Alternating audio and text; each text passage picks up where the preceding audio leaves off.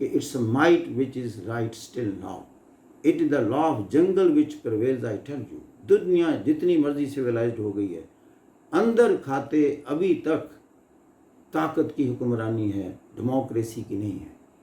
جہاں میں بات کیا کرتا ہوں ذرا فلسافیکل, اگر دنیا کا ڈومینیٹنگ نارم اور کلچر ڈیموکریسی ہوتا تو سیکیورٹی کونسل کو کس نے اختیار دیے ویٹو کے؟ صرف کیا جنرل اسمبلی سے اپروول لی ہوئی کہ they must enjoy the veto power?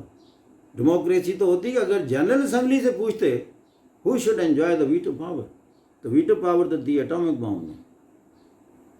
دنیا کے حقائق بیٹا سمجھ آ رہے ہیں نا. یہ چیمپئن ہے ڈیموکریسی کے, یہ ویسٹ چیمپئن ہے نا, لیکن سیکیورٹی کونسل میں کیوں نہیں ہے؟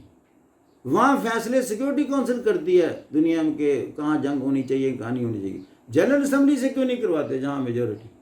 اور اسی طرح آپ نے دیکھا کہیں ملٹری رول ہے, اگر کسی بڑی پاور کو سپورٹ کرتا ہے ملٹری کو, وہ اس کو لیجیٹیمائز کر دیتا ہے, ادروائز وہ ڈیموکریسی کے حق میں ہے.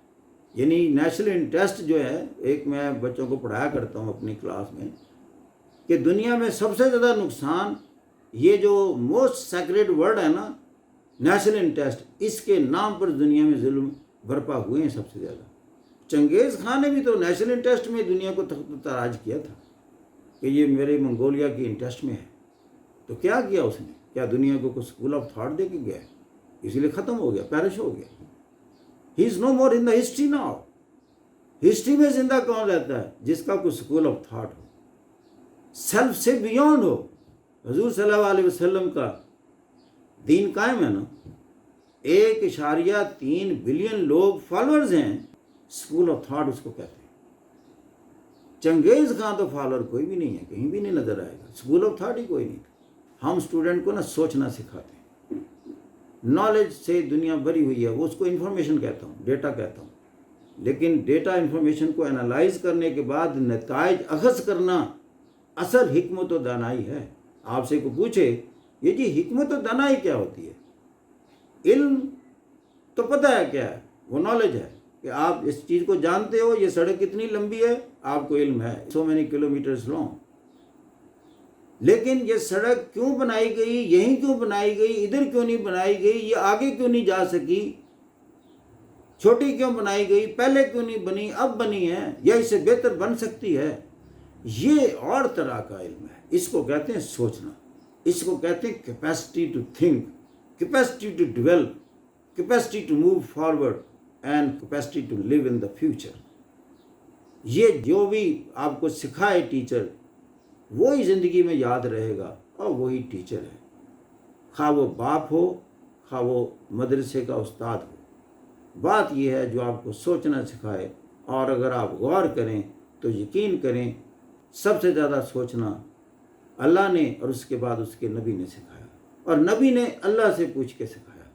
پھر اللہ تعالیٰ نے کہہ دیا نبی جو بات کہتا ہے وہی کہتا ہے جو میں کہتا ہوں, لہذا جس نے نبی کی اطاعت کر لی اس نے میری کر لی. میں یوتی رسول فقط اطاع اللہ.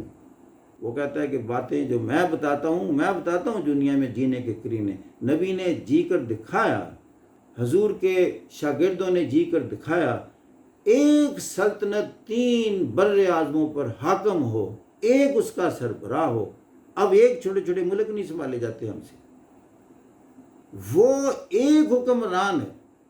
یہاں تک دیکھ لیں حضرت عمر فاروق کی سلطنت ہی دیکھ لیں, 3 لاکھ مربع میل. یعنی آپ دیکھیں کہ کیسر و کسرا ختم ہو گئی, بڑی بڑی سلطنتیں تباہ کر کے رکھ دی. یار کیا تھا؟ تلوار کا تلوار سے مقابلہ تھا, گھوڑے کا گھوڑے سے تھا. ویپنری ایکول ہے. اب سپیریئر کس میں گئے؟ پال کینیڈی کو دیکھ لیں, وہ بھی جب اسٹڈی کرتا ہے نا ابھی آٹومن کیسے ایڈوانس کرتے جا رہے تھے, رومن امپائر کو پیچھے دھکیلتے جا رہے تھے. اس نے کہا میں نے دیکھا ان کی مینجمنٹ ایڈوانس ہے, اسلحہ تو ان کا وہی ہے, ایکول لیول کا ہی ہے, جیسے رومن امپائر کے پاس ہے ویسے ہی آٹومن کے پاس ہے, لیکن they are superior in management. کس میں سپیریئر تھی؟ وہی جو جنگ احد میں حضور نے فرمائی تھی, 50 تیر انداز یہاں کھڑے ہوں. جب ہل گئے فتح کس میں بدل گئی؟